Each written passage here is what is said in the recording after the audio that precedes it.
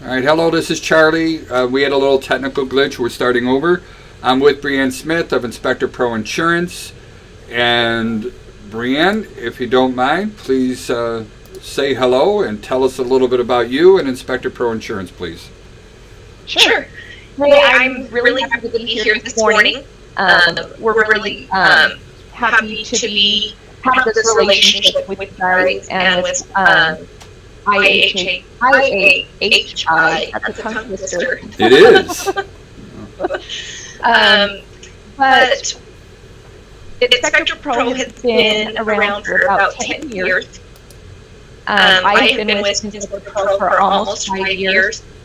And we provide E&O and general liability insurance for home inspectors. Currently, we write policies for about 5,000 inspectors across the country. So I'm just going to go ahead and get started.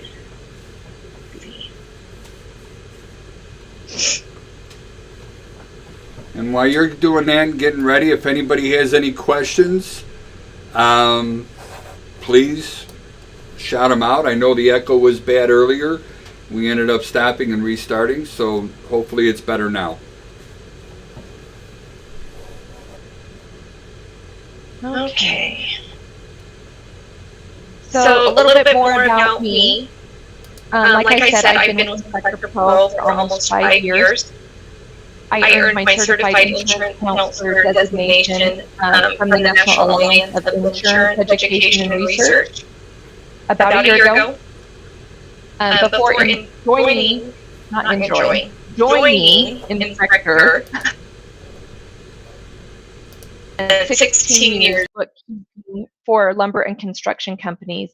I have a blended family, and between my husband and I, we have 6 kids, 5 boys, 1 girl. 4 of those boys are teenagers, and 3 of them play on competitive baseball teams. And prior to COVID, obviously, we traveled all over the country. So we do a lot of baseball. Okay, so these materials have been prepared by Citadel Insurance Services for informational purposes only, should not be construed as legal or insurance advice. Receipt of this information does not create any type of professional or client relationship between you guys and Citadel Insurance Services. Do not act upon this information without seeking advice from professional counsel or your own insurance broker or agent. Obviously, insurance is not the most interesting topic to discuss. My goal is to teach you about insurance policies in general and what to look for in a policy. I will have sections where I will stop periodically for questions, but if you have a question, please chime in. I would rather you ask questions and not have anybody, rather than not asking questions at all. Okay, so we're going to talk about understanding your insurance policy. It's going to cover insurance basics. It's going to cover your policy and, of course, why it all matters. We are also going to talk about things you should know, which I call policy pitfalls. And these are things to watch out for that may vary from carrier to carrier. Now, full disclosure, I am going to pull policy examples throughout this presentation. They are from our policy. Most of them are from our policy. So if you do have insurance, it may not be the same. If you have insurance through someone else, it may not be the same. It may not mean the same thing. So just be careful. Insurance basics. So we've got what we call carriers. Your carrier is known as your insurance company. It can refer to as the insurer. It's the company that carries your policy. You can always find the name of your carrier on your binder and on the actual policy itself. Your provider, if your carrier was an umbrella, your provider would be the one holding the umbrella. They're the people you turn to make sure that you're covered. So Inspector Pro, we would be the provider in this example. So our policy pitfall, first one, carriers and providers do matter. Not all carriers provide the same coverage. So when you're out there shopping for policies and you're going to see all sorts of ranges in pricing from really expensive to super cheap. So just be careful because they don't provide the same coverage. We did have a client that left Inspector Pro for another carrier simply based on price, because the price was cheaper. Come to find out the price was cheaper because the coverage wasn't the same. And so even though the client thought he had compared apples to apples, he hadn't. And we're going to go through later in this presentation I'll give you things to look out for and what to compare when you're shopping. So errors and omissions versus general liability. So errors and omissions or E&O insurance and general liability insurance are separate sections of your policy, and they protect you very differently from claims. We always recommend staying fully protected by carrying both types of insurance. There are states, most states don't require insurance requirements. There are states that require you to carry both E&O and general liability. And then, of course, you've got those states that only require you to carry general liability. But I always recommend staying fully protected by carrying both E&O and general liability, keeping in mind that the bulk of claims that inspectors get are E&O claims. Let's see. So errors and omissions.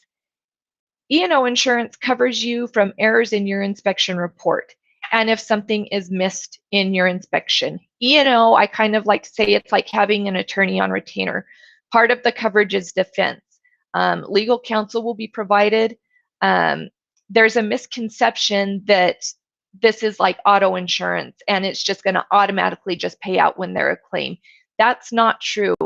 We will defend you. There are times that we will settle, but the insurance carrier will provide the attorney and they'll defend you in these claim situations. General liability. General liability insurance covers you if you damage any property or cause harm to anyone else. This is usually like leaving a bathtub on and to test the water, and maybe you left the bathroom for a minute, you forgot the water was running, the bathtub overflows, and it causes some flooding. So now you've got some floor damage, you've got some water damage in the ceiling of the basement if there's a basement. Another good example of this is you're inspecting an attic and you put your foot through the ceiling. Those are two really good examples of general liability claims.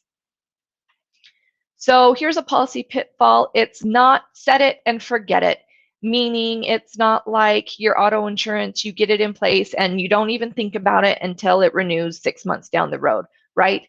This is a policy for professionals. It's similar to like a medical malpractice policy. It's important that you're involved and you continue to educate yourselves and you've got a good relationship with your agent or your broker to make sure you understand what exactly your policy covers, what it doesn't, if there's changes there are additional services that you may be providing. Make sure you have that conversation and make sure it's covered. We do also have a newsletter and a blog. We push a newsletter every month. If you don't receive that newsletter, I highly recommend you get on the list to receive that newsletter. It provides such good information for you guys, and we've had a lot of success for it. And it's available even if you don't have insurance through Inspector Pro. So I'm going to give you a first claim scenario. I call this polybutylene. It's everywhere. I believe this was a claim out of Florida. So what happened? A few months after the home inspection, the new homeowners are beginning renovations and they discover that piping in the house is polybutylene. So they call in the home inspector to complain, and they request that he pays the $6,000 to $8,000 to replace the pipes. Now, the main reason they're calling the home inspector, and they tried to make a claim with their homeowner's insurance, but the homeowner's insurance declined it because they won't cover homes with polybutylene piping. So here are some pictures. let me get this. You can see the piping is visible. This was from the bathroom, I believe. So this is what was in the report. And it says in there that the inspection of the plumbing is limited to readily visible and accessible elements. Piping and other components concealed cannot be inspected. It also goes on to say it is not possible to identify every piping or plumbing system, material, or conditions or concerns that may be present. So he just said he can't identify all the piping, but then he goes right here and he identifies the water piping as PEX piping.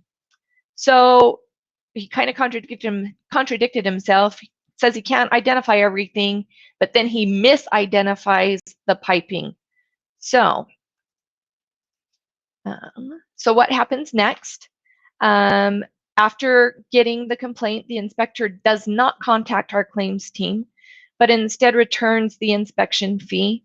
The claimant is still not satisfied with the and demands insurance information. So it's fair to note here that he did return the inspection fee, but the inspector did not get a release of liability.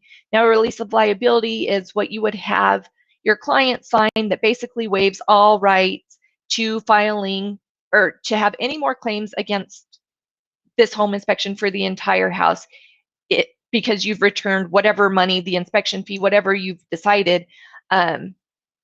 So they're saying, because we received this money, we're going to waive our rights to file any other claims on the entire house. So after our claims team was contacted, we were able to settle the claim for the limitation of liability in the inspection agreement, which was $1,000. So his initial $500 he gave the client was totally wasted, because he is now out of pocket $1,500. And if he had just either gotten the release signed, he would have only had to pay that $500. So, and also if he had maybe contacted us earlier, we could have gotten it closed for even less if he had reached out earlier. So key takeaways from this: always talk to your insurance company, and don't offer anything without getting that release of liability signed. Do we have any questions? Yeah, there is a couple of questions. You're able to hear Sure. me okay, right? Yep. Good. Hopefully we don't have too much of an echo going on. I was muting my microphone so that wouldn't happen. But we did have one person, Mark, here. He was asking if there's a minimum mandated coverage in Illinois. And I'm thankful Jamie is also watching and he got involved in this as well.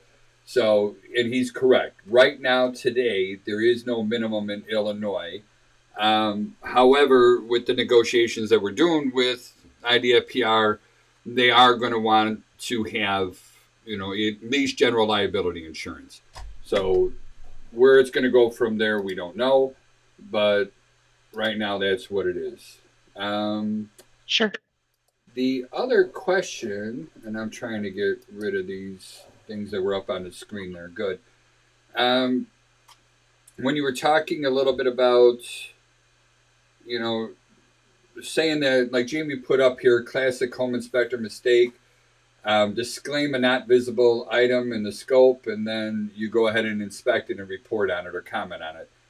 I mean, there's going to be, how do we go about documenting that I can't see the plumbing that's behind the drywall, but I'm going to go ahead and inspect the stuff that's visible? I just be very specific in, when you're reporting, and say just that, or take pictures, show a picture of what you inspected. If you make that statement in your report, hey, we can't see what's behind that drywall. This is what I did see. Here's my picture to show it. This is what it is. But if you're going to identify it, make sure you know exactly what you're identifying. You don't want to run into the problem like this guy where you've misidentified it. Does that make sense? It makes a lot of sense. Absolutely. Thank you. Sure. Okay, so let's go into your policy and what your policy is. Your policy is a contract between you and your carrier. You agree to certain terms and conditions, and so does your carrier. So your policy contents, it will have what we call conditions. It'll have the declarations. It will have what's covered in there. It's going to have definitions. It's going to show what your limits of liability are. It's also going to show what's excluded from your policy, so what's not covered. And then it's going to have what we call endorsements, which is coverage that is added back in. So a general policy will have, a bunch of exclusions like mold, pest, termite, or, septic, water testing, things like that. A basic policy will exclude all of that. But then we add endorsements back in if you're doing those types of inspections. We add the endorsement if you're doing mold inspections. So we add back coverage. Your conditions explain policy terms as well as your rights and the carrier's rights. Conditions will include, yeah. Are you able to see the comments on your screen? I am. Oh, you know what? I have it on. So there is a question, when you were talking about, I guess I kind of forgot a little bit, but in that scenario,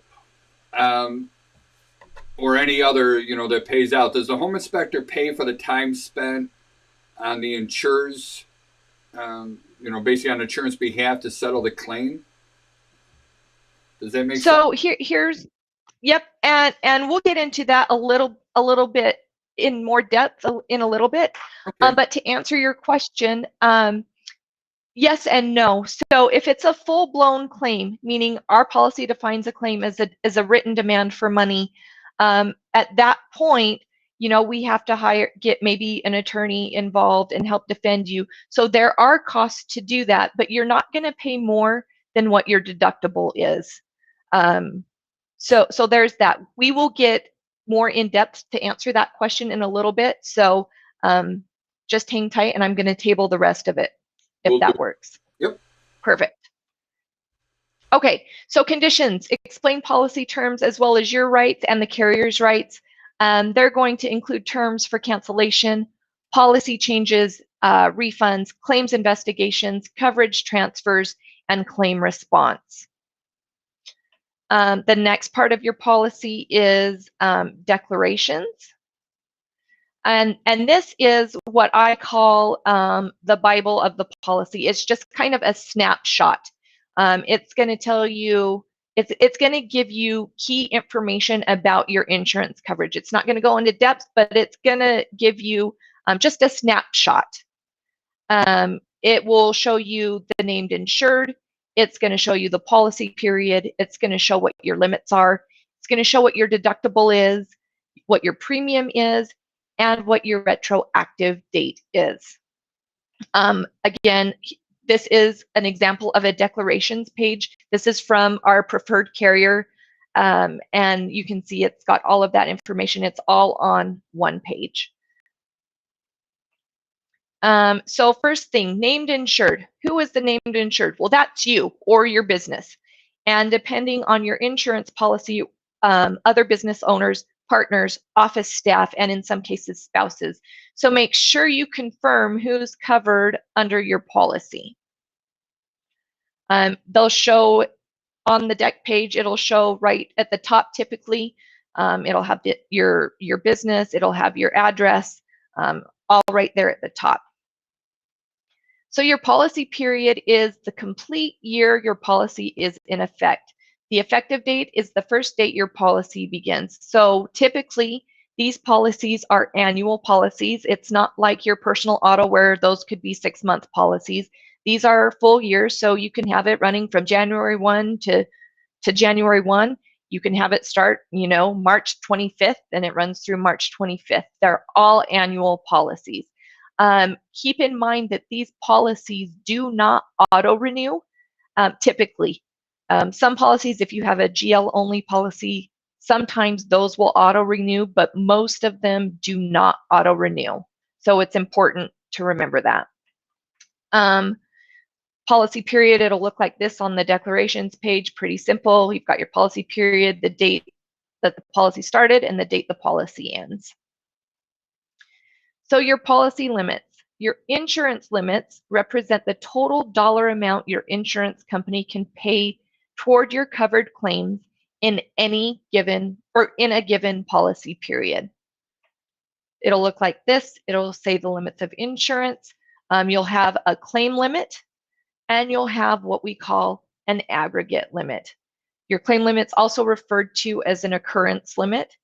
And your occurrence limit is how much your insurance company will pay per claim.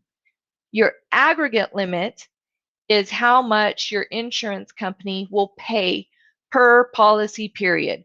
So if you are super unlucky and you get one claim and your policy has $1 million limits and your occurrence limit is $1 million, and that claim comes in and it's $1 million, you've blown out your limits for the entire policy period because that aggregate is the most it's going to pay for per policy period.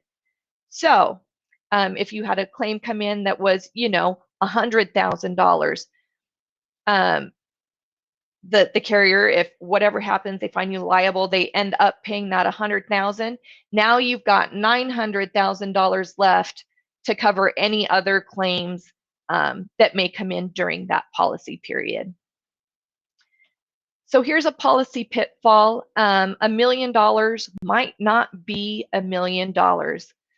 Some insurance carriers have what we call sublimits, and sublimits cap certain risks, usually additional services, radon inspections, mold inspections, pest inspections. They will cap the amount that the insurance carrier is going to pay out if you get that kind of a claim. Sublimited policies are often cheaper because you're getting less coverage. Sublimits, again, are super common when you get to offering ancillary services, mold, pest, pool and spa, things like that. So just watch out for that. Here is an example. This is not from my policy. This is from a competitor policy. And it has a page in there that sublimits the amount that the policy is going to pay out if you get a radon claim. So if you get a radon claim, the most it's going to pay out per claim is $100,000.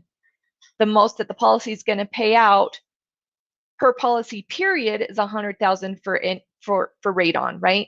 So even if you have $1 million in limits, if you get a radon claim, the most the policy is going to pay out is $100,000.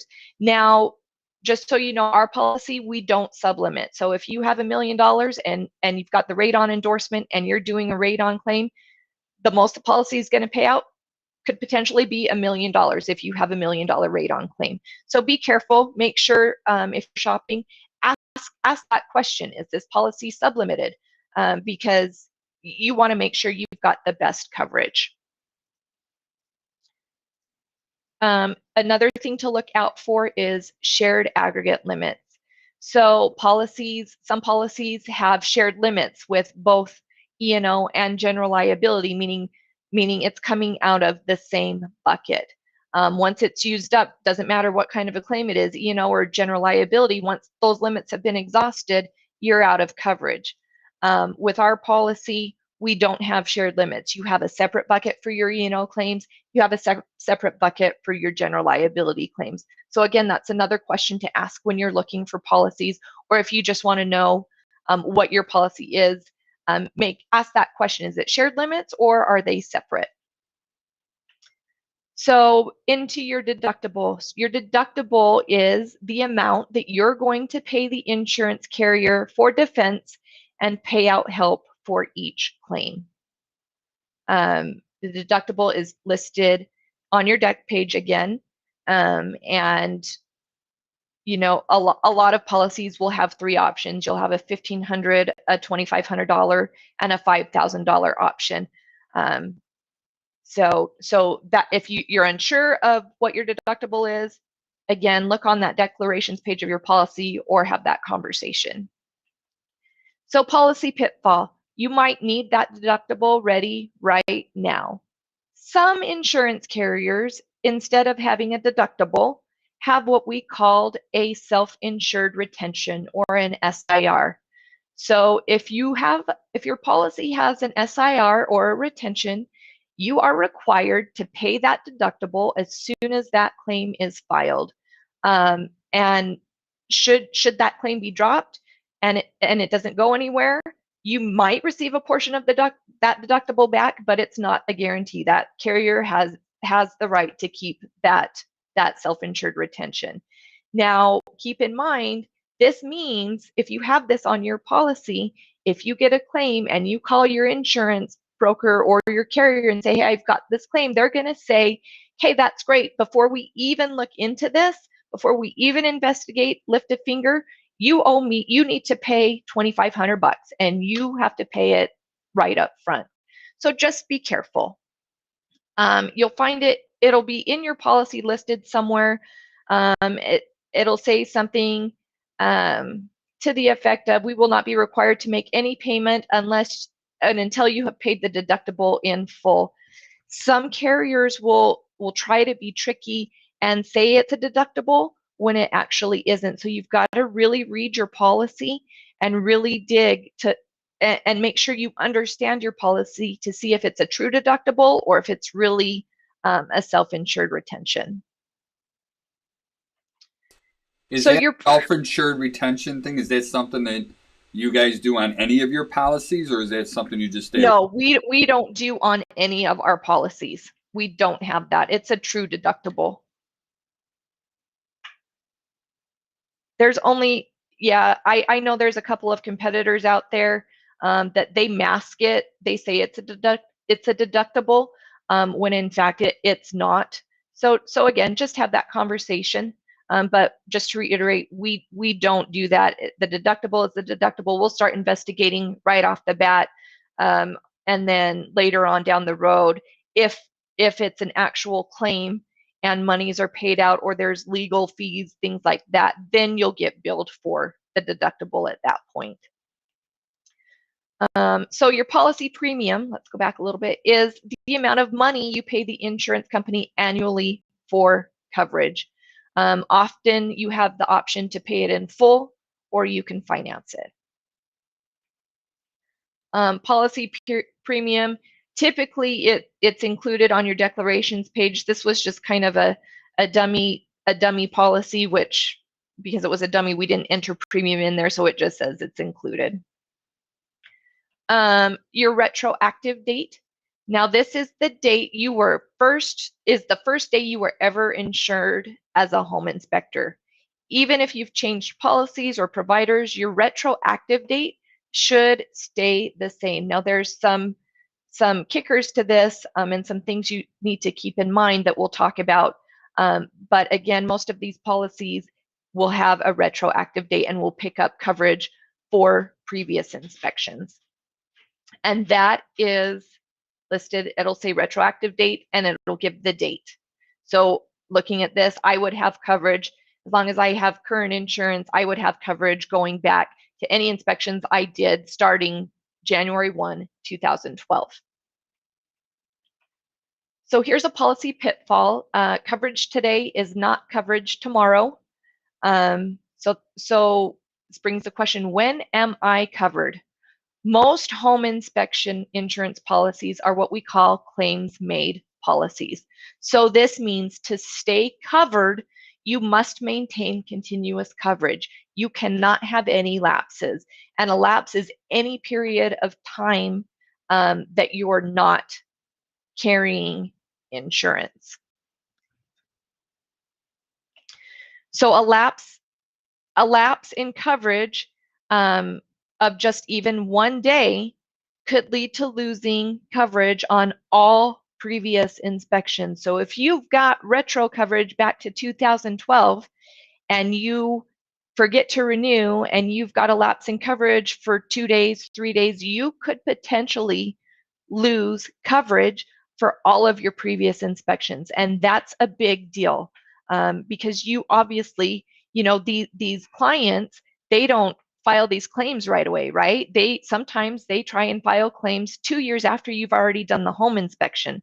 So if you've had a lapse, you don't want to lose that coverage for that potential claim that could come through.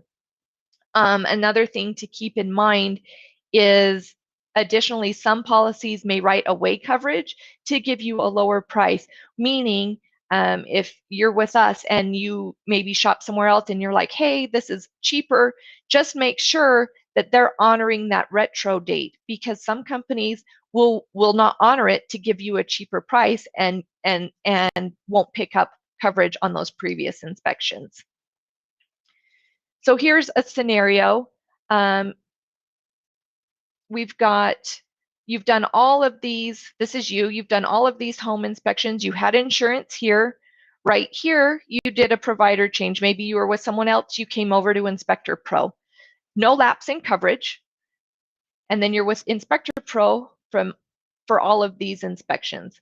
So because you have no lapse, let's see, you've got coverage for all of these inspections, even though you made the provider change, but because your previous policy maybe ended on January 29, 2021, and then you started your new policy with Inspector Pro or whomever else on January 29, 2021, you've got continuous coverage. There's no lapse. So you have coverage for all of these potential claims that could come from all of these home inspections. Here's a scenario 2. You've carry insurance here. You've done all of these home inspections. You have a lapse. Maybe you didn't renew. Maybe you stopped your insurance and started doing home inspections again and didn't pick up coverage for whatever reason. And then you decided, hey, right here, I need to get my insurance back in place. And you do all of these home inspections. Well, here's what happens when you have a claim and you've got a lapse. You lose coverage for all of these inspections. But since you have coverage here, you'll have coverage for all of these inspections going forward. So just be careful, because we've had people who have switched from us to somebody else, and then when they either that other company they switched to didn't pick up his retro, and then they tried to come back to us and we wrote them, but we couldn't honor the retro because the previous company didn't pick up that coverage. So he lost a lot of coverage for prior inspections. So here is another claims scenario. You can see hidden damage, right? Because all of you inspectors, you have crystal balls. You can see through walls. You know what's going on, right? So here's what happened. Almost 2 years after the initial inspection, the inspector receives a letter from an attorney representing a former client. The letter alleges that the inspector, the realtor, and the seller intentionally concealed water leaks, and that the new buyer has spent $92,900 to repair the property, and he's demanding $95,900. So note that extra $300,000, he's trying to recoup his attorney fees. Important to note here, he had switched insurance companies, didn't have a lapse, but we picked up the retro coverage, so he had coverage for a previous inspection, even though at the time of this particular inspection, he was insured with another carrier. But because he had switched to us and there was no lapse, we picked up that coverage.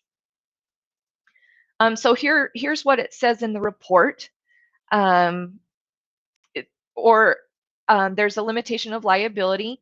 Because the limited inspection, we can make no guarantee, express or implied, that our observations and random moisture meetings offer conclusive evidence that no installation or moisture problems exist, or that problems found are all inclusive.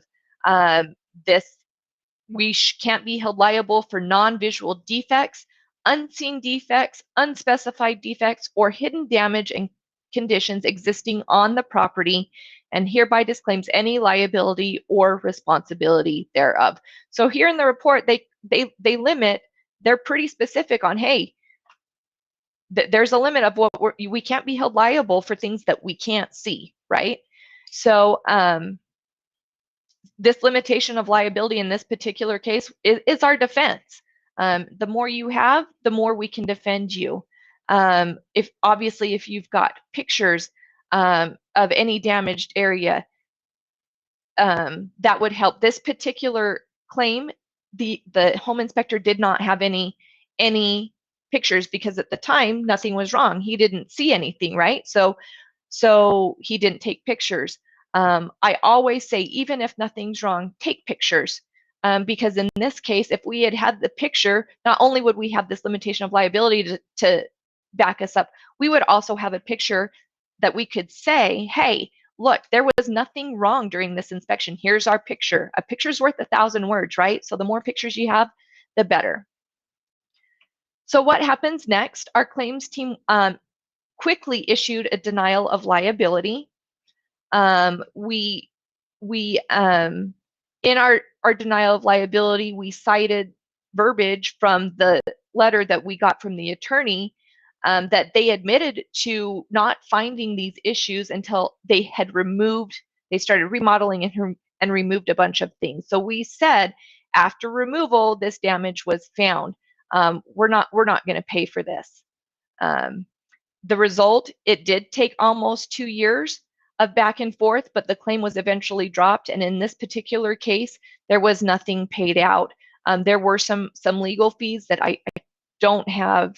I'm not sure what those ended up being, but there were some attorney's fees, but the claim was dropped and nothing was paid out to the claimant. So some key takeaways is, when you receive a complaint, get it to your insurance company as soon as possible. The faster they act, the better. And then when you change insurance companies, make sure they pick up your retroactive coverage so you stay covered. Now, I think here's a good time to say, a lot of home inspectors or people in general think, if I report anything to my insurance company, my rates are going to increase. They're going to skyrocket. I'm going to get canceled. I'm going to get non-renewed. And here's what I tell them. With our program, we have what we call pre-claims assistance. And I encourage people to call me with even the smallest complaint, right? I don't care if it's small. I don't care if it's a big complaint. Call me. Let me know.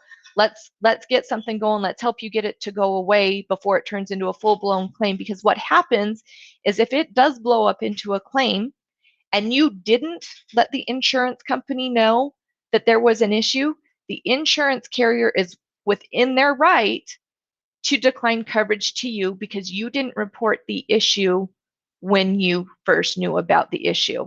So just be careful. I always tell people, please call me. I'd rather submit a bunch of little complaints than have big ones, and that weren't reported previously. And then I have to have the conversation with you. Hey, sorry, we're not going to pick up the coverage on this because you didn't let us know when you were first made aware of that situation.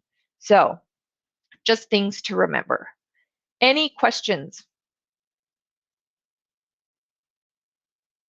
We did have more comments than questions, and I'm not sure, like I said, if you could see these or not, but I can't see them. Okay, so Jamie Dunsing was saying old home inspector lore, and that's kind of a fun word that we use for folklore, but home inspector lore. Sure.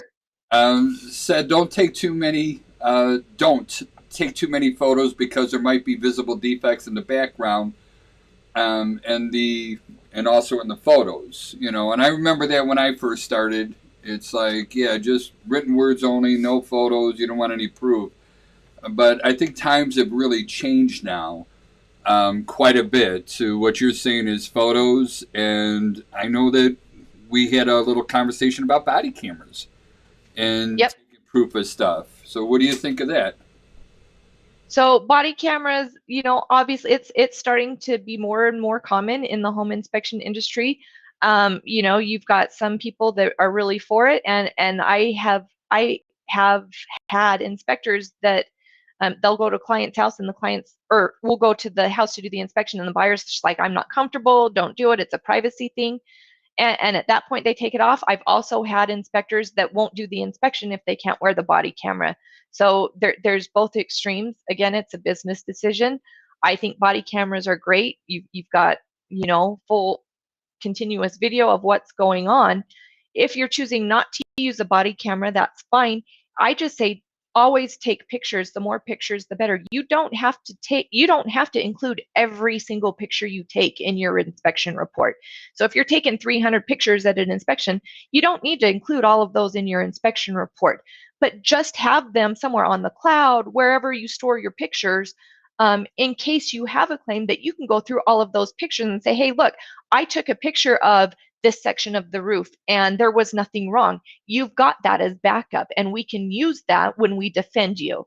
So does that answer your question? It does, and more of the comment. And then, just a throwaway, just another thing to put out there. I know other inspectors, they actually go in each room and they'll take a 360 photo of that room so they can get a good representation of the condition of the property when they were there, which is another good idea. Sure. So, Yep. all right, thank you. Okay. Yep, no problem.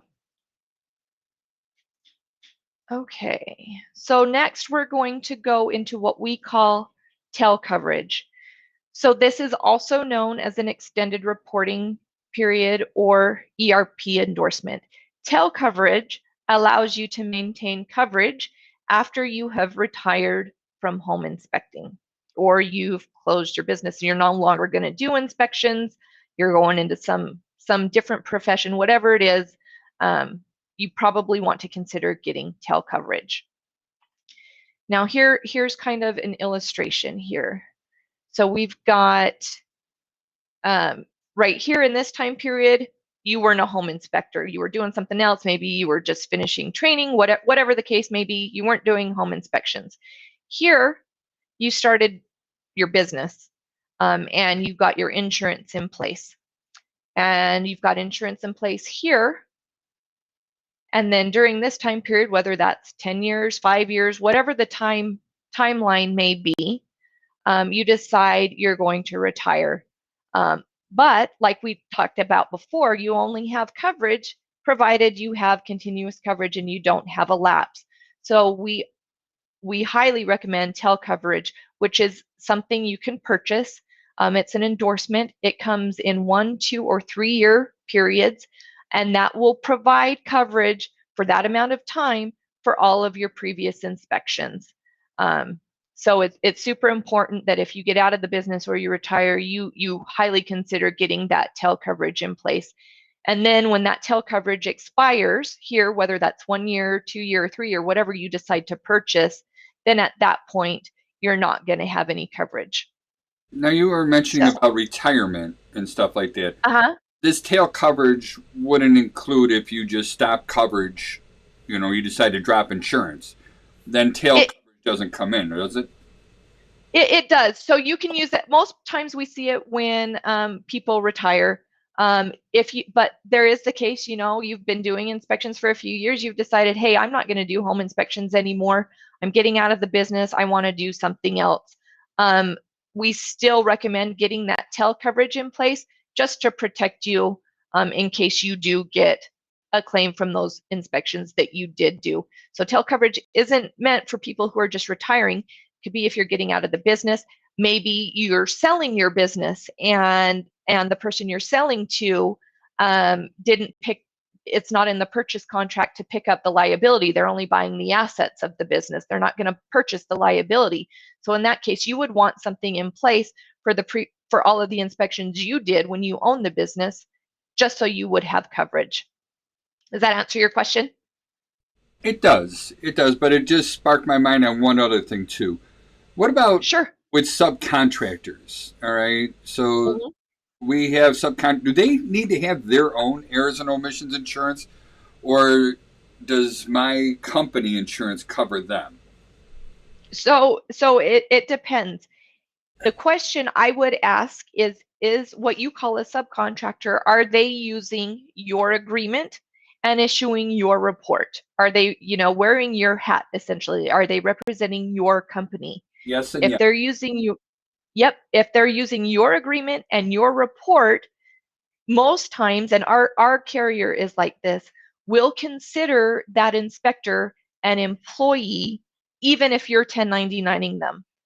We would see them as an employee, and your policy would pick up the coverage for that.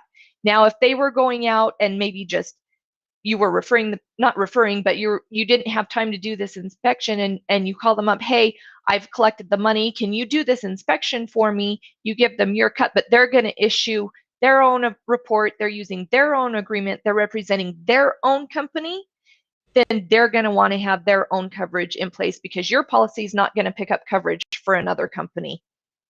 Got it. So So, the big key is the contract and the report if it's our company name, which makes sense. yep, Cool. yep. If they're using the biggest thing, if they're using your agreement, using your report, they're representing your company. We consider an employee, they're covered. Thank you. Yep. Any other questions at this point on that? I think we should be good. Oh, I can finally see comments, so I don't see any new comments. Okay, here we go. Let's jump into coverage. So coverage is also known as the insuring agreement of your policy. This is the portion of your policy that explains the duties of your carrier, as well as some of your duties. It will look something like this. It'll say, give a disclaimer up here. We'll pay amounts insured is legally obligated to pay as damages, blah, blah, blah, blah, blah, provided the insured has done all of these things. So it will go into depth on some of those things that you need to do. So just a quick synopsis, your responsibility, again, is to report that claim in a timely manner.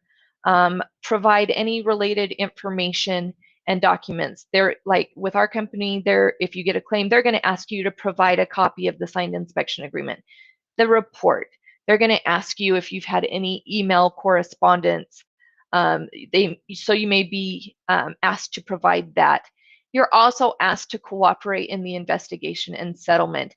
And then again, this is one of the more important ones. Don't offer a settlement or payment without talking to the claims department first. It could bite you. And they could, like we discussed earlier, I don't know if it was with Charlie before this webinar, but if you make an offer before you bring the insurance in, the insurance carrier could say, hey, you know what, we're not going to cover this. You've already made offer and you didn't have our permission or agreement. You didn't talk to us about it. They could potentially decline coverage. And then again, if you are going to make an offer with the permission of the risk management or claims, just get that release of liability signed for your protection. Here's another claim scenario. It all starts with the roof. So what happened? A few months after the initial inspection, the homeowners alleged that faulty flashing around the chimney cap led to water damage in the walls and the floor, and there were also some termites. They request just under $15,000 for the roofing and the flooring and sheetrock repairs. The inspector called us immediately. So here's a picture. This is the ceiling. Here's the crown molding. Here's the wall. You've got a bunch of damage right here. Here's another picture. This one happened to be from the claimant. Let's see. So from the report, this is what was said, that he viewed the roof from the ground. He viewed it with the binoculars. He indicated that the inspection was limited. He also showed that, the drains were blocked and the gutters and the downspouts were filled with debris. He also said that items indicated with an asterisk, that item or component warrants additional attention, repair, or monitoring. Here, this is the only picture that was in the inspection report of the roof. So obviously, like he said, he viewed it from the ground with binoculars. This is the picture that we had. So what happens next? So after working with the inspector, our claims team issued a denial of liability on behalf of the inspector. In the denial, we said, as the above section of the inspection report makes it clear, the inspector viewed the roof from the ground with the binoculars, and the inspection was limited in scope. This means that the inspection was limited to what was visible from the ground through binoculars. You were also further advised that the roof needed additional attention, repair, or monitoring. This shifted the burden to you, meaning you now have, you as the home buyer, that burden is now on you to follow up with due diligence before moving forward with the purchase of the home. They also noted in that letter that in the gutters section of the report that there were drainage issues on the property that needed follow-up. Now, remember, they alleged that there were termites and termite damage. They noted that the pest complaint was met with a note that the pest damage was excluded from the inspection, and they had acknowledged when they signed the inspection report and the inspection agreement, there was even a section where they had to initial what was excluded in the inspection, and the pest inspection would happen to be one of those things. So they just quickly got rid of the pest portion of this complaint. So the result. Can I jump in? Thing real Sure. Quick? So sure. If we exclude, termite, lead, asbestos, all those items in there, but yet we see it anyway, should we say something, or should we stay quiet for fear of, doing what we said we're not going to do? Here's where you're going to run into, if you're excluding that in your inspection agreement and then you turn around and report, you've already said that you're not inspecting for it, but if you're going to report on it, and then your client's going to think that, oh, well, he really did do this inspection. I would advise to just be careful on the verbiage that you're using. So if you see what you know is mold and you're not doing a mold inspection, be very generic. I see, a substance on the wall. You may want to have someone else. This could lead to future problems. You may need to, get a licensed mold, whatever, a licensed professional to come in and look at to further evaluate this. So just be generic enough that you're not going to have liability, because you don't want to exclude something in your inspection agreement and then turn around and report on it. Thank you. Gotcha. Sure. Okay, so the result, the claimant asked for the claim to be reviewed. They didn't like that. They said, hey, our inspector has no liability. They didn't like that answer, and they requested that the claims department reevaluate it. They requested multiple times for it to be reevaluated, but they never provided any additional information. So the denial stood. The claim was closed for zero. There were no attorney fees in this case because it never went to court. We didn't have to hire defense counsel. Our claims team was able to get this to go away. So this is why it's so important to take complaints seriously and start working with your claims team as quickly as possible. If you wait or you don't listen, you risk frustrating a client who then might hire an attorney, and that's when attorneys get involved and everything gets more expensive. Keep in mind, you guys, that home buying it's very emotional for these people, right? It's probably the biggest purchase that they're going to make in their life. And so there's a lot of emotion tied up in it. And so when they find something wrong, they're of course going to go after you, which puts your emotion into it, because now somebody's attacking your job, your livelihood, something that you take pride in, and you do really well at your job, and you could be the very best inspector, and they're attacking you. So there's emotion on your part and emotion on their part. It's a highly emotional situation for both parties. So just make sure that you take complaints seriously. And if you have to back out of it and say, hey, I need you guys, my claims team to, help me out with this, do it, because our goal is to get this to go away before it turns into a claim, right? So we don't have to pay out money, because if we have to pay out money, your premiums could potentially increase. So it's a win-win. But just keep in mind that a lot of these clients are going to come after you. Some may be very aggressive. Some may be super upset. And keep in mind that the emotion is coming because it's their home. It's the biggest purchase that they've made. So don't ignore them, because you're going to frustrate them even more. If you have to get us involved as pre-claims and you have to get us involved, just, be very understanding, be empathetic, but don't admit liability, but still try and be understanding of the situation, and just simply say something like, hey, I really understand there's an issue. Buy yourself some time. Hey, let me get some more information. Let me go through my inspection report. Let me find my pictures. Give me a couple days to put everything together, so it gives you time to assess the situation, get us involved, and we can help you navigate through that situation. So some key takeaways: always take a lot of pictures. Pictures prove innocence. This particular inspector was very easy to work with and quick to respond, so it's important that you cooperate and you're responsive with your claims team, because the quicker you can act and the more cooperative you are, the quicker it is for us to that process is to getting this claim done.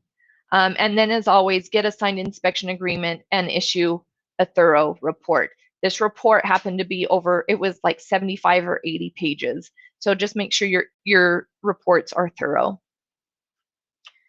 We're going to jump into the section of policies that we call definitions. This is arguably the most important section of any policy. Definitions. The definitions page will explain the terms that will be used throughout your policy. Typically, you'll see in a policy a word with quotation marks. It could be bolded. That indicates that the policy is going to define this word, and it's important that you understand what those definitions are. So here's where we are. You've got words like inspection agreement, claim, inspection services, wrongful act. These definitions often form a web that connect to each other. So here's an example. The policy has claim in quotation marks.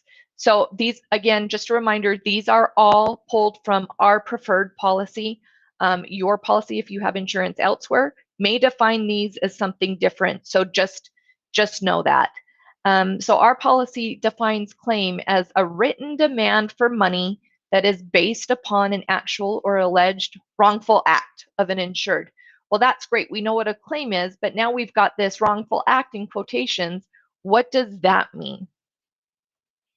A wrongful act means any breach of duty, neglect, error, misstatement, misleading statement, or omission in performing or failing to perform inspection services. Can you see how these are all connected? We had claim that included a wrongful act. Now, a wrongful act, we know what it is, but it includes inspection services, which is in quotation marks. So what does inspection services mean? How does the policy define that? So inspection services means the visual examination of readily accessible systems and components of residential or other real property as specifically described in an inspection agreement. Another word in quotations. Inspection services can include written reports summarizing the results of an examination performed pursuant to an inspection agreement. So what is an inspection agreement?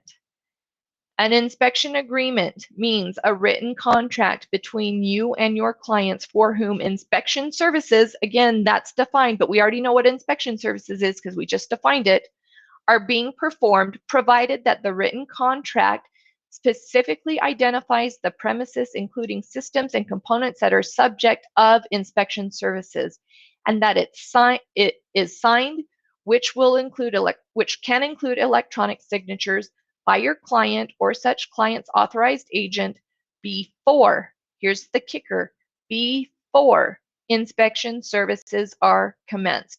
So in our policy, and I'll say in most other policies, this is going to be a requirement that your inspection agreement is signed before you start that inspection.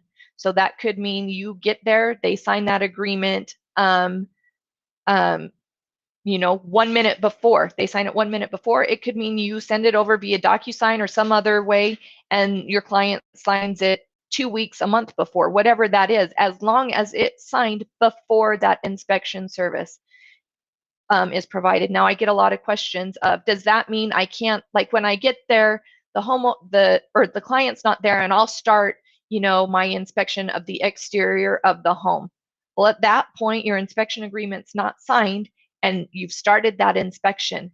So you're breaking your agreement with the carrier, and you're starting that inspection service without having that agreement signed. And if you get a claim from an inspection and that inspection agreement was not signed prior, the insurance carrier will more than likely decline coverage. If you, And that is a hard, go ahead. I'm sorry to interrupt you. If you do a paper, excuse me, if you do a paper copy of a inspection agreement, how does one prove that they did it beforehand, if not, or after the start of the inspection? So I would just say have them, the signature, the date, have them put in a time, and then when you start your inspection, make sure you record somewhere the time you started your inspection, so we've got that proof. Now, obviously, there's going to be the argument, well, they can, the inspector can say that we started it after when they didn't, but we don't automatically think home inspectors are lying and trying to, you know, make up things and saying that the agreements were signed before when they really weren't. Just do your best to make sure you've documented the time it was signed and the time that you started your inspection agreement. Obviously, electronic signatures, if you're using things like DocuSign, maybe the software program you use for your inspection reports, you send your agreements out and their date and time stamped. It's just important to make sure you've got that somewhere so you have less of an issue with the carrier saying, hey, this wasn't signed before. So just do everything you can basically to CYA. Okay. Make sure also since we're talking about electronic signatures, some policies don't allow electronic signatures. So ours does. So just make sure if you've got coverage elsewhere, you ask that question and make sure that electronic signatures are allowed on your inspection agreement. Policy pitfall. You need, again, I'm going to hammer this into you guys, you need a signature before the inspection. The reason being is it didn't used to be a requirement for most insurance carriers, but what happened is these home inspectors would go start their inspection, maybe even finish the inspection and then get the agreement signed. And then at that point, you're saying, hey, I've already provided my service. I've already collected your money. Sign this agreement. This is what you're agreeing to. That client could potentially feel forced into signing something because you've already provided a service, and they feel like they don't have time to maybe review the contract, ask those questions, and the courts, we have found, really, really frowned upon that and felt like it wasn't fair. It was super one-sided to have these agreements signed after the fact because they felt that the consumer, your client, was in essence feeling forced to sign this. So courts all across the country were ruling against our home inspections, or ruling against our home inspectors because of this agreement. So most of the carriers that write these policies will have put in there to get these agreements signed for you. It's for your protection. It may seem like a hassle, but at the end of the day, it's for your protection, because if you don't, that carrier is going to come and say they're going to decline the coverage, and then you're on your own for paying out, covering your own attorney's fees, all of that stuff, which is a big deal. It could end up in, again, tens of thousands of dollars. So just make sure, get those agreements signed before. Make sure your agreement requires the client to pay for the fee and specify what your inspection services include. And also, most carriers will want a copy of the inspection agreement that you're using because it becomes a part of the policy. We've got it on file, so we know the terms of your contract. So again, another slide, just to reiterate, it's got to be signed before. If not, the carrier's going to more than likely decline coverage. If it's not signed by the client, make sure it's signed by an authorized representative. If you run into the problem where, hey, you're going to get to this home inspection, your agreement's not signed, we have accepted, we don't like to, but we have accepted, hey, where the home inspector will email their client and just say, hey, I need you, before I can do this inspection, make sure you read over the inspection agreement, respond to this email saying, I agree to all the terms and conditions in the agreement. I've read it, I've reviewed it, I agree to those terms, sign it, date it, and then at least we've got an email. We don't like doing that, but we have accepted that in certain circumstances. So that is always an option. Again, it's not the safest, and it's just easier. Just get those agreements signed prior. There's a lot of technology out there, whether DocuSign, Adobe, whatever it is that you use, that you should be able to get those agreements signed. So here's a claim scenario. Sometimes things work out.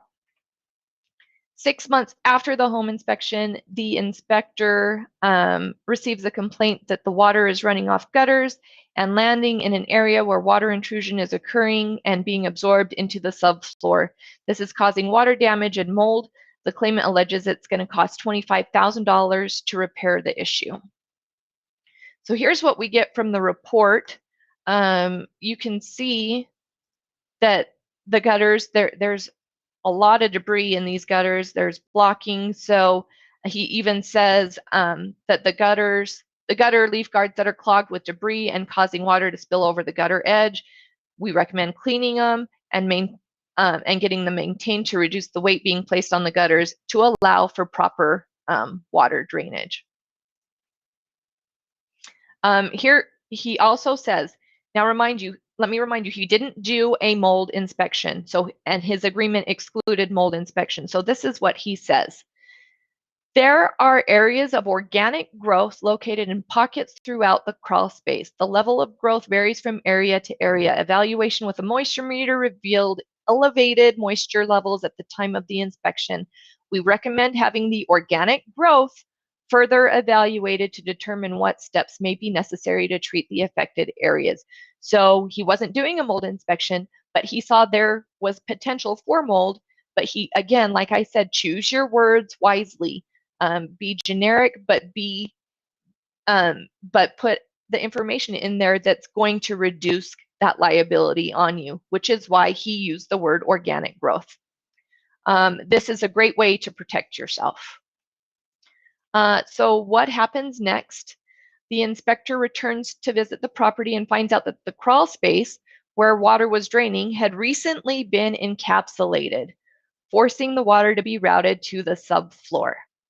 So the homeowner encapsulated, and that's what caused the issue.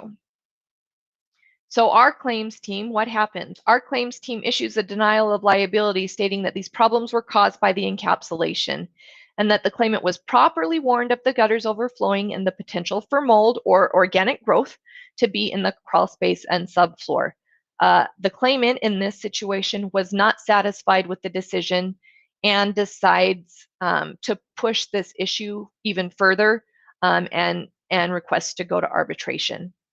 Now, why arbitration? So the claim was forced to go to arbitration instead of court because the inspector had included an arbitration clause in his inspection agreement. So by getting the inspection agreement signed prior, in this case, because it was covered, he was also protecting himself in the case of future claims. And the arbitration is just a clause that says, hey, in lieu of court, you agree to go to arbitration. Typically, we recommend using two companies. Our first choice is Construction Dispute Resolution Services. Second one would be Resolute Systems. So you have those arbitration clauses in there. That's just extra protection. And arbitration is always faster, and it's much cheaper than court. So here's what happened in arbitration. And this is one of my most favorite things ever in this in this particular industry. So the result, the arbiter agreed that the issues with the home inspection were caused by work done after inspection, and that the inspector had thoroughly reported on his concerns in his report, and he awarded the inspector and us, so Inspector Pro, $17,000 to cover the cost of defense and arbitration. So the arbiter turned around and said, hey, homeowner, you're in the wrong here. You were warned. You didn't do your due diligence and do what you needed to do. You now have to pay $17,000 to the inspector and to the carrier for essentially wasting their time and the fees to fight this.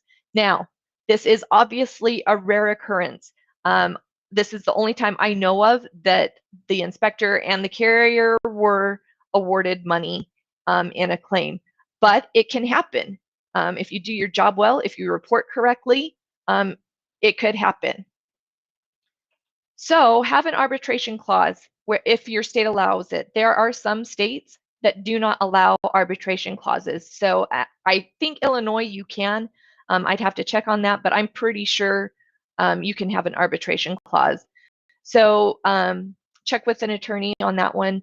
Revisit the site if there's a complaint. Report thoroughly. Stand behind your report, and then always work with your claims team as soon as possible. So let's go on to exclusions and endorsements. Exclusions are the portions of your policy that define what you are not covered to inspect. Some exclusions are permanent, while others can be overwritten with an endorsement, and endorsements will just add that coverage back. So here are some non-endorsable exclusions. Sexual harassment, your policy is not going to cover that. It's not going to cover personal injury to you or your employees. That would be a workers' comp policy. It's not going to cover discrimination. It's not going to cover, again, workers' comp. It's not going to cover flood damage. Now, this flood damage meaning act of God flood damage, not if you overflow a bathtub or a sink. This flood damage is, you have a flood from a river, whatever, lots of rain, hurricane. It's not going to cover that. It's not going to cover warranty claims. Now, endorsements are like amendments to your policy that modify coverage, usually adding additional coverage, or they modify exclusions. Here are some endorsable exclusions, meaning you can add coverage back. Mold, theft, pests, radon, lead, carbon monoxide, security devices. This is your lockbox, right? So if you do stuff with a realtor and there's a lockbox on the house, it provides coverage under the general liability portion for you to access the home. Code inspections, pool and spa, sewer pipe, waste and water testing. So those are all coverages that are excluded from a basic policy, but we can add coverage back if you are doing those types of inspections. Here's an example of what it looks like when you add like the lead endorsement. It'll say the lead paint exclusion has been deleted. So, and it changes what your definition of inspection services is. So now it's going to include lead paint inspection services. So just make sure you understand if you're have coverage through somewhere else or even through us, make sure you read the policy and understand what you're covered for, what's excluded, what's been added back in. Here's another one for pool. Typically it's excluded from the policy, but you add it back in, they've deleted the exclusion, and they've amended inspection services. They've amended that definition to include pool and spa inspection services. Now you see that the pool and spa inspection services is in quotation marks. So because we just went over it, that anything in quotation marks in our policy, and typically most policies, it'll be defined. So it goes on to say pool and spa inspection services means the examination of readily accessible systems, components of a pool, spa, or similar apparatus. So policy pitfall, non-inspection isn't protection. I don't inspect for mold. Well, you still get a claim. I found mold. I'm filing a claim. So here's kind of where you've got to make the decision of how much risk you're going to take as a business owner for your business. You can exclude whatever you want in your inspection agreement. You can exclude the mold, the pests, the radons. You can exclude all of that in your inspection agreement. That is not going to stop someone from filing a claim against you for that type of an issue. Even though you don't inspect for mold, your client can file a claim or sue you because they found mold in their home. So that being said, and here's where you've got to make the business decision. If you don't carry, and this is going to be common for most policies, if you don't, including ours, if you don't carry endorsements for mold, pest, all of those other ancillary services, and you get a claim for one of those things, the carrier will more than likely decline coverage because you don't have the coverage on your policy. So you can add it. I always tell people, add it, protect yourself. I'm not one to gamble, so I tend to be more on the conservative side, and I want to see CYA as much as possible. Again, there's people out there that, hey, you know what, I'm not worried about it. It's not a big deal, and they're willing to assume that risk, and that's fine. Just know that this could potentially happen. So understand whatever policy you have, understand what's covered, what's not, when it's covered, and when it's not.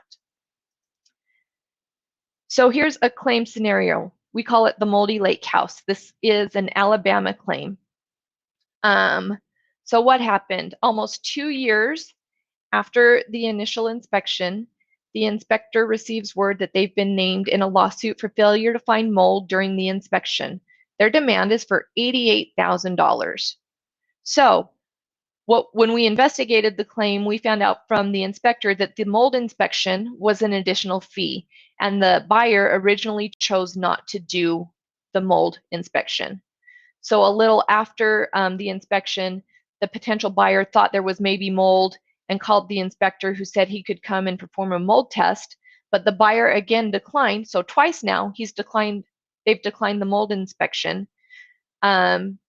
They declined it because they said, oh, we're gonna renovate, we're gonna do major renovations, and the area that's in question for the mold, it's going to be removed. Unfortunately, the inspector didn't record this conversation, didn't follow it up with an email, didn't say anything like, hey, per our conversation on this date, you have declined a mold coverage. We didn't have a record of that. So here's a picture from the report. The ceilings show signs of past moisture. No moisture was found during the inspection. Repair and replace as needed. That's what was in the report. This picture happens to be from the laundry room, which is where the mold was eventually found inside the walls. So what happens next? After investigating the claim, the claims team issues a denial of liability on behalf of the inspector. The claimant disagreed and moved forward with their suit, lowering their demand to $27,500. So remember, their initial demand was $88,000. Now, they're not accepting the response from the carrier saying, hey, you know what, we're not even going to fight this. Our inspector is not liable. You guys are crazy. You know, we're not going to do this. The homeowners didn't accept that at that point and filed suit. But they did lower their demand to $27,500. So, should we fight this in court? This is the big question. Do we fight it in court? Do we settle? So, because the inspector had no recorded conversation about mold, it was his word against the claimants. And additionally, because he made no warning about the potential for future issues from the water damage, it was possible that the court would agree with the claimants. Now, keep in mind, this insured had the mold endorsement. So we're providing coverage for him. We're fighting this for him. So again, it was possible that the court would agree with the claimants because we didn't have evidence that they had conversations and that they had declined those mold inspections. Now, when you go to trial and you go to court, there is pretty much a guaranteed cost of minimum guaranteed cost of $25,000 in legal fees. That's just for attorneys. If you go to court to get them there to file the motions, to get them in front of a judge to defend you, you're looking at minimum $25,000 in expenses. Plus, that's not including the amount of money that the claimant is coming after you for. So in this case, on top of his legal fees, they're coming after him for the legal fees that he's going to incur. The claimant is coming after him for, $27,000. So there's those costs that you have to take into account. So what did we do? We settled. The claim settled for $10,000. Now, and sometimes this is a hard pill for inspectors to swallow. It's not, when you get a claim and we defend you and we decide to settle, it's not about whether you as the home inspector was right. You could have done absolutely everything perfect, and we get that. We are at this point trying to defend your insurability. If we fight it and those costs for court and attorney's fees, they just get so crazy expensive, the more we have to pay out in attorney's fees, the higher amount that claim is going to, the cost to fight that claim is going to be, right? So would you rather settle for $10,000 and have only the $10,000 show up on your loss run, which is basically a record of your claims history, or do you want us to fight it and have the insurance carrier potentially pay out $50,000, $60,000, $70,000 in attorney's fees and damages? And at that point, your loss run shows $70,000. At that point, you may not be insurable. And if you can't carry insurance, then how do you protect your business? So it's not about the fact that you did everything right.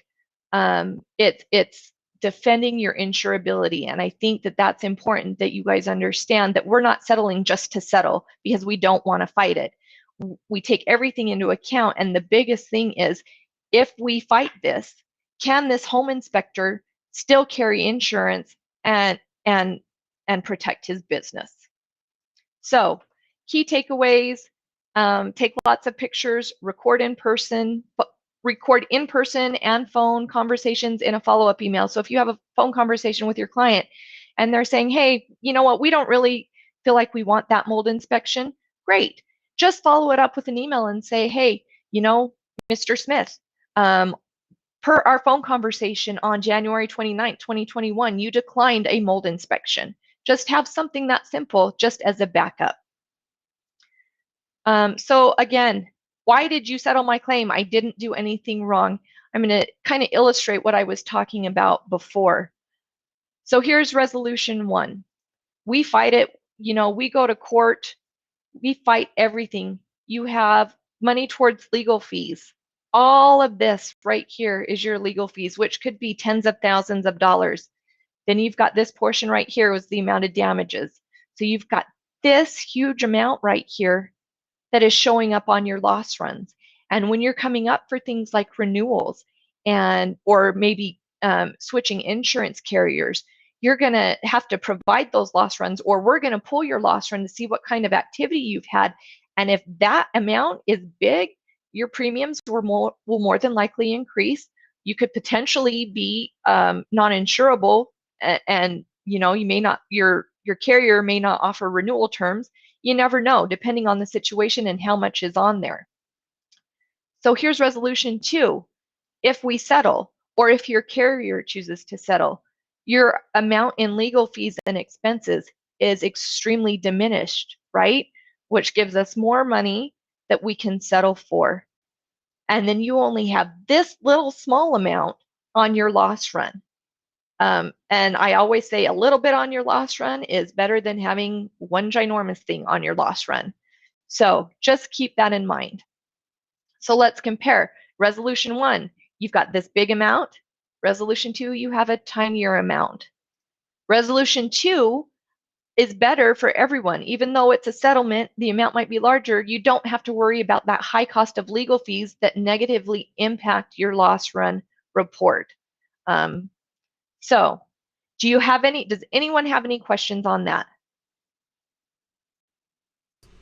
I got nothing on this end. I see nothing popping up on the screen. Okay. My jaw is like dropping, and then I'm shaking my head, understanding, and this is fantastic. Thank you.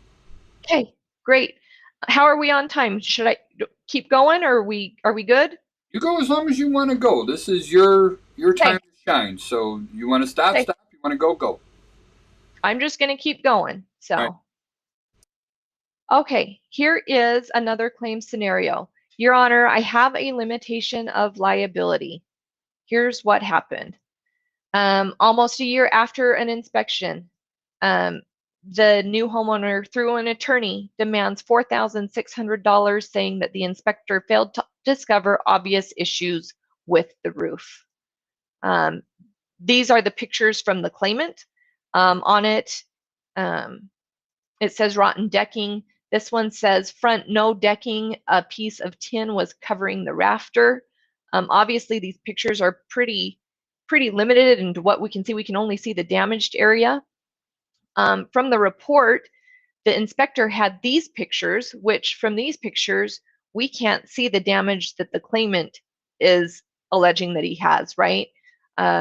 It's very possible that they purposely didn't, when they filed the claim, they purposely didn't mention where the damage was, because obviously in the report we couldn't see it, and the claimant knew that we couldn't see with the pictures.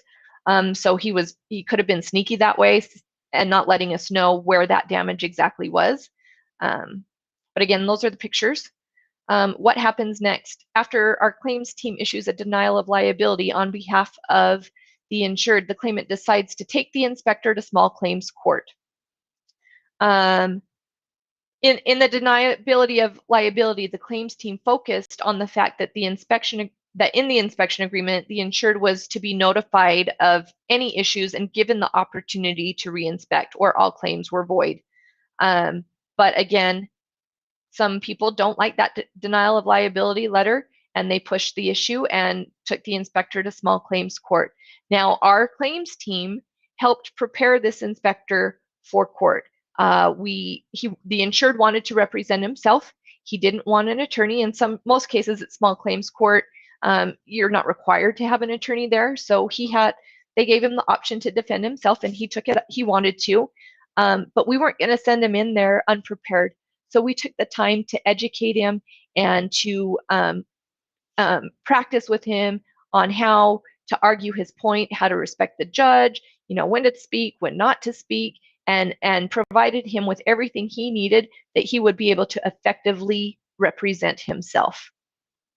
The result, the judge agreed with the claimant that there was damage, but that the limitation of liability should hold, and the limitation of liability that was in the inspection agreement in this case was the inspection fee, which was $300. So the inspector was ordered to pay the claimant $300, and that was the end of it.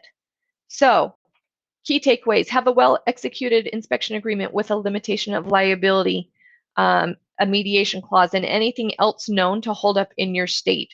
Work with your claims team quickly and do what they say. Now, here is a good time to bring up Illinois has case law that has been upheld and precedence has been set, and it upholds the limitation of liability, which is great for home inspectors.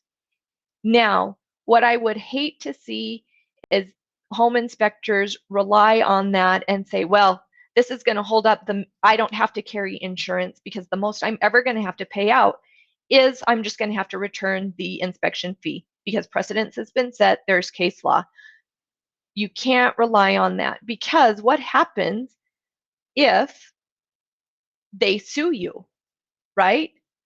Now, without insurance, you have costs for attorney's fees. And it could potentially, it took 2 years for this case law in Illinois to pass, not to pass, but to be upheld, right? It took 2 years for that precedence to be set. That's thousands and thousands and thousands of dollars. Are you willing to take that risk as a business to pay out of your own pocket because you don't have insurance, to pay out thousands and thousands and thousands of dollars just to prove that you only have to return that inspection fee to your client? So keep that in mind. Yes, precedence has been set, and typically if you have a limitation of liability in your agreement, it will more than likely be upheld. But if you get sued without insurance, you're liable for all those fees, and that could potentially bankrupt a business, put you out of business, and then what? So I always say, carry the insurance, have that E&O coverage. Let us defend you. Let us fight that battle for you. So if we can get it to 9 times out of 10, we can get it to go away without even going into court. So you don't have those those legal expenses that are going to rack up. Let us help you. That's what insurance is there for.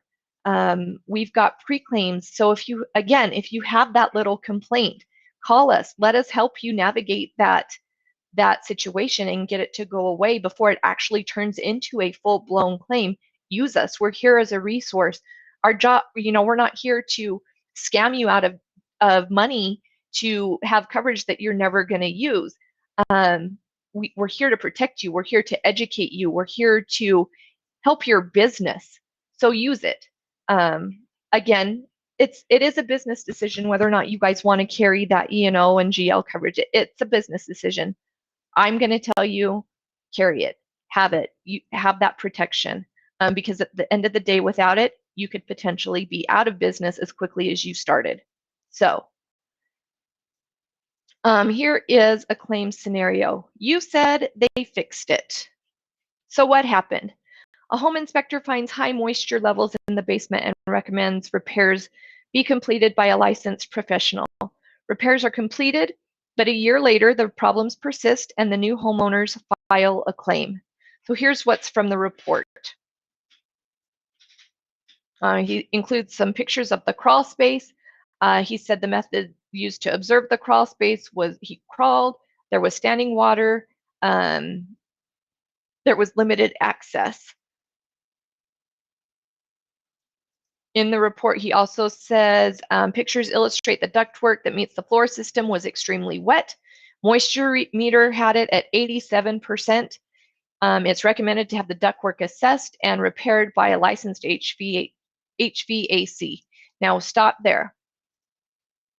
This right here, you'll notice this date of 7/27/17.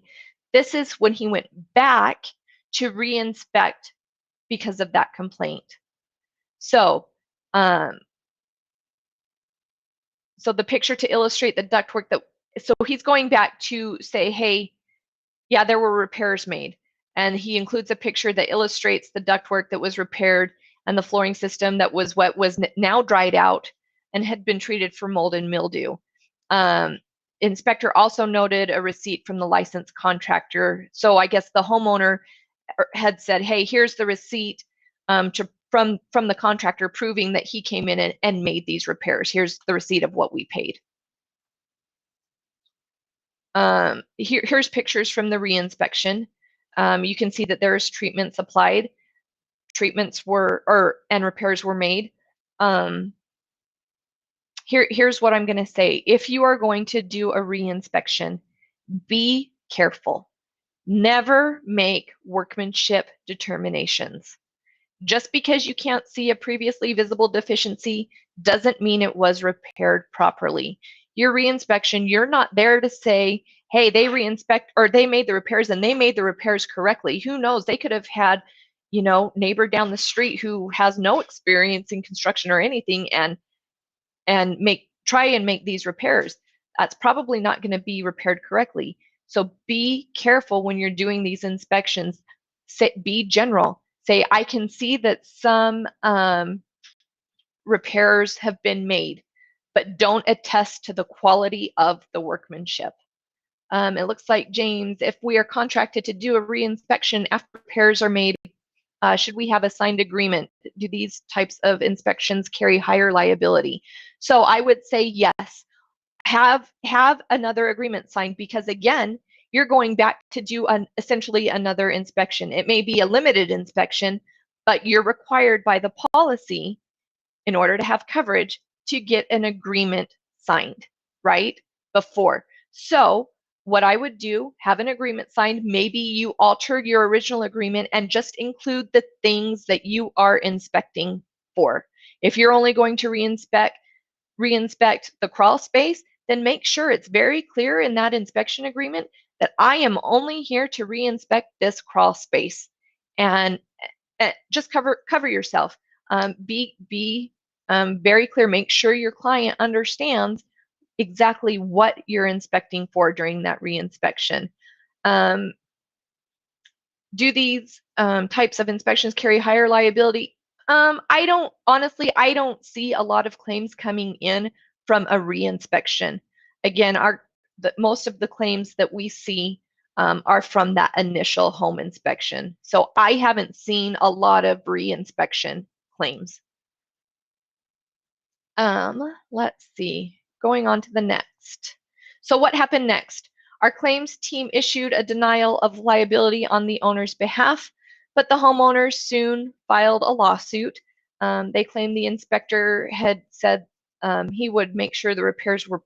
So the homeowner said, hey, we're not accepting your denial of liability because your inspector said he would make sure the repairs were properly done, and now he's in breach of contract. So we ended up settling this claim for $5,000. Remember, their original demand was like $11,000. But to avoid court and the costs of court, the carrier decided to settle this for $5,000. Key takeaways. If you know if repairs have been completed after the first inspection, please make sure that you set your clients' expectations and that they understand that you don't assess their effectiveness and that they should be inspected by a licensed professional and continually monitored, because you can't attest to the workmanship of those repairs. Also, again, communicate with follow-up emails so that it doesn't turn into a he said, she said type of thing, but there's an actual written record. So some key things: avoid definitive statements on these re-inspections. So for example, don't say that an item appears to be fixed or repaired and it's functional.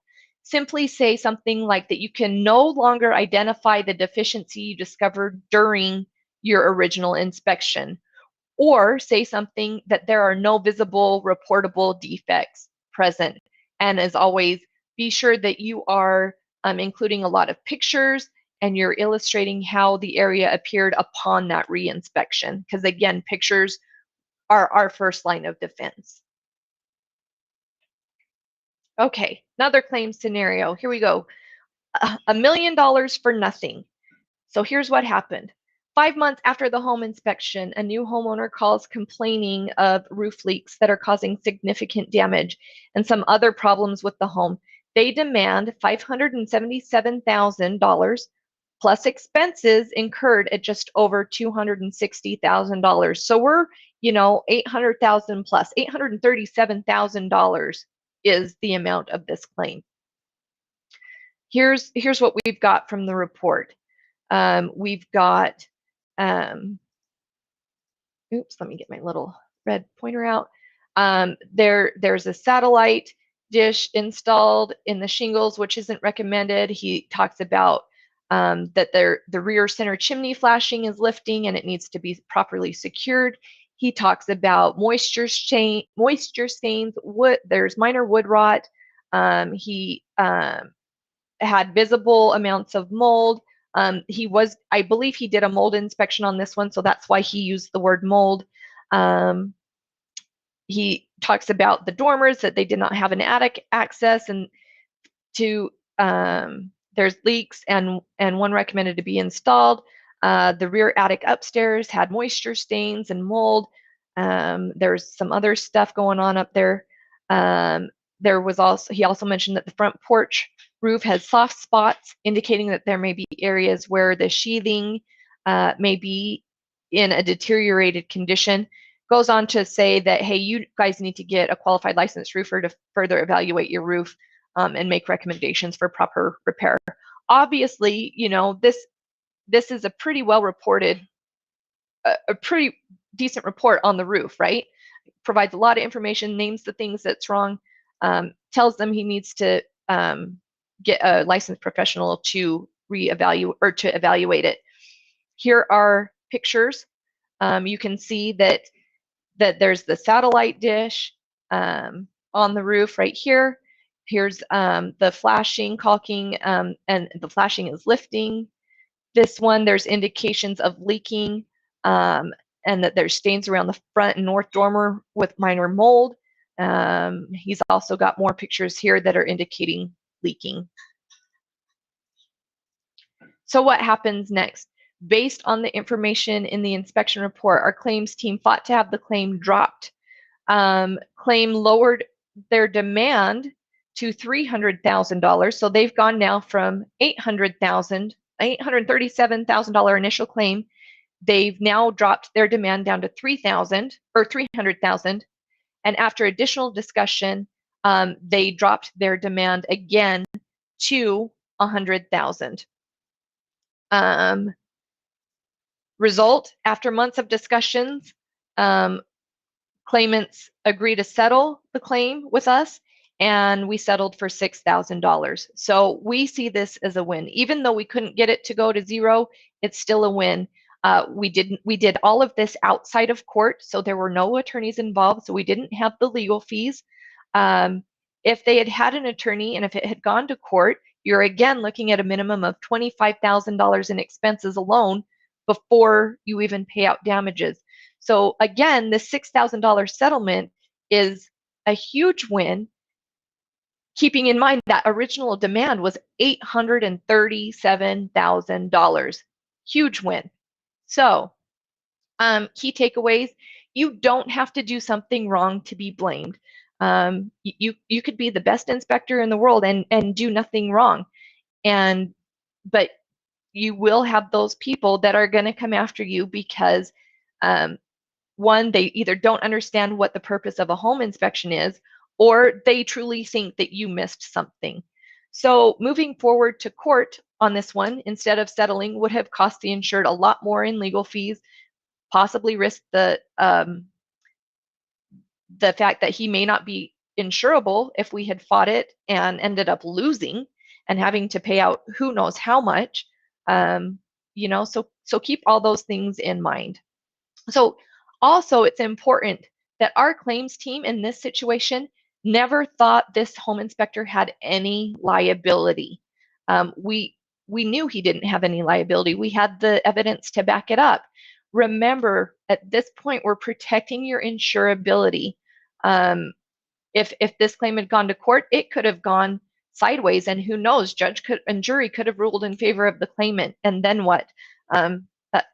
Those are all things just to keep in the back of your head and think about when you're making the decision whether or not to carry insurance, whether or not you feel like settling is a bad thing or a good thing, all things that you should just keep in the back of your mind. Another claim scenario, here we go. But I said you had sagging joists. So here's what happened. Less than 6 months after the home inspection, the new homeowner alleges the inspector failed to identify foundation issues, specifically that the piers are not up to code and they're too far apart to support the home. Now, here's some pictures. This is not a mobile home. I don't know what we've got going on under here, but it's a bunch of crazy stuff. So those are the pictures that we had. Those are the pictures that the claimant sent to us. Here's the pictures that we had from the report. The inspector at the top says sagging damaged joist noted below rear closet area. We recommend review for repair or replacement by a licensed contractor prior to close. You can see here there's a lot of sagging, there's gaps, things like that. So after reviewing the claim, our claims team use a denial of liability, specifically calling the claimant's attention to the inspection report statements on the issues with the joists. Here's the result on this one was after reviewing the denial of liability on behalf of the inspector, the claimant ceased their demands. The issue went away.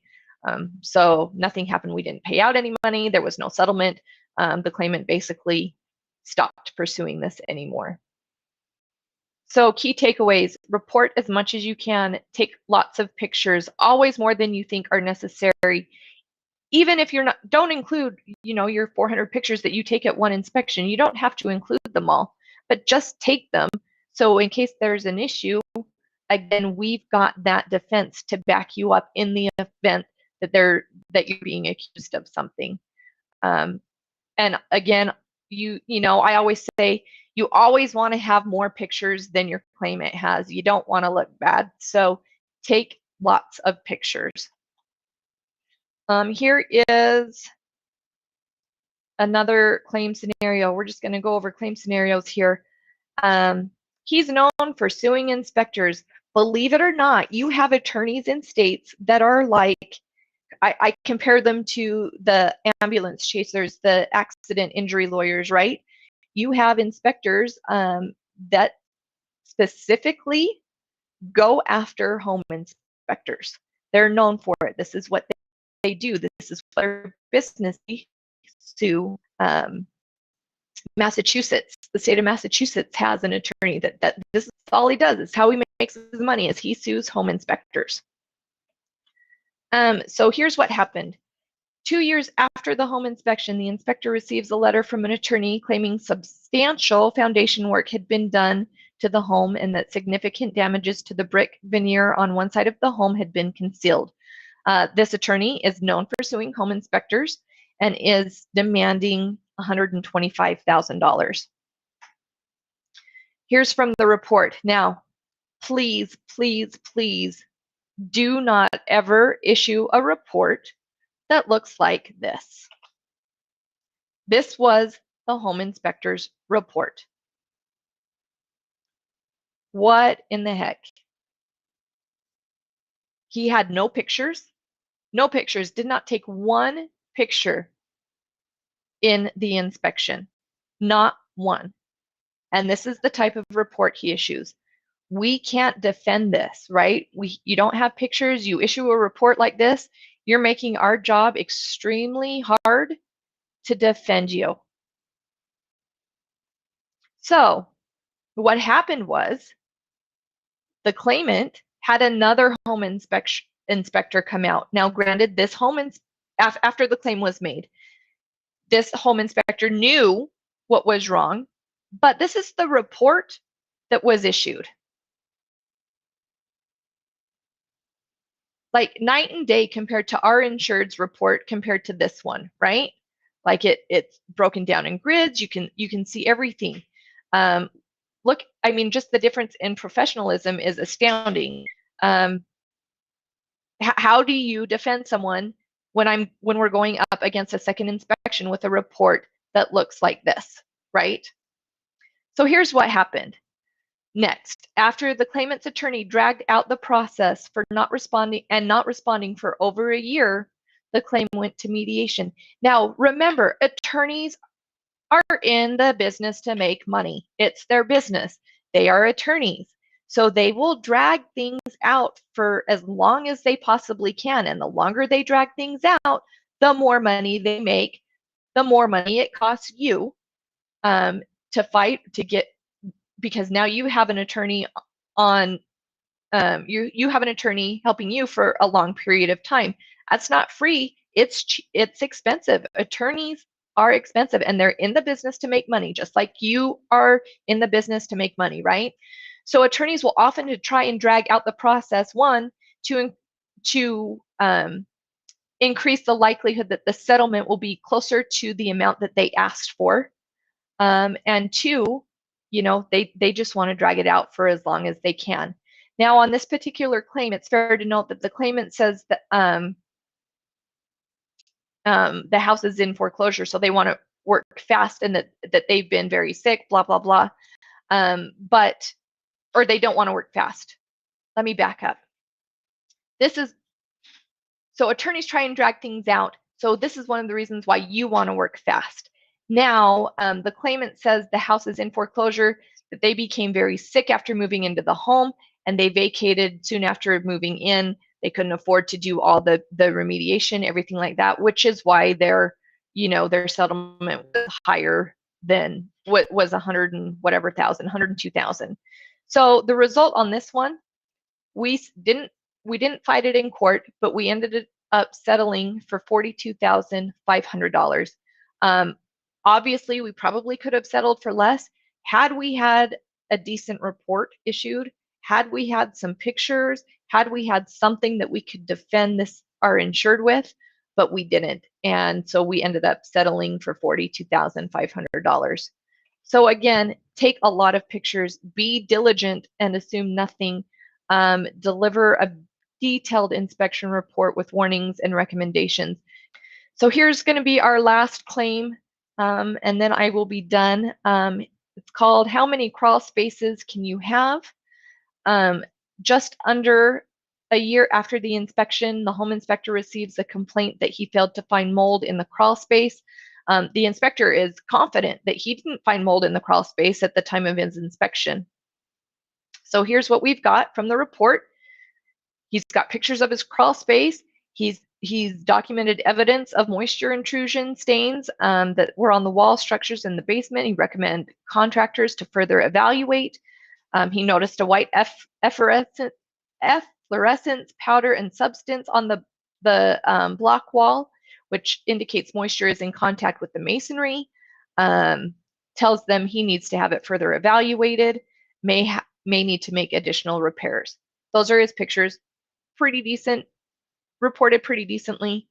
This is what happens next. So after discussing the claim further with the inspector and the claimant, our claims team discovered that the home had 2 crawl spaces with 2 separate entrances. One was inspected, the other was not, and that is where the mold was found. So, it can happen to the best inspectors.